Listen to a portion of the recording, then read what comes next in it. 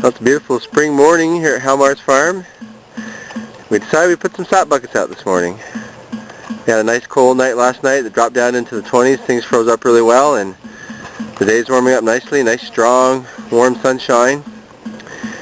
And here's one of the buckets along east facing slope, and it's running like crazy. I'm not sure if you can pick up the sound of the sap hitting the bottom of the buckets, but it's always a beautiful sound to hear in the spring.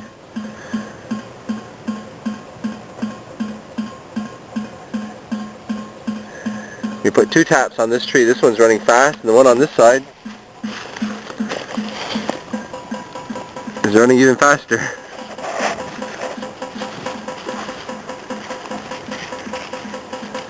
So between today and tomorrow we'll get a couple hundred buckets out and get the sugaring rig ready to go, and maybe this weekend we'll make some syrup.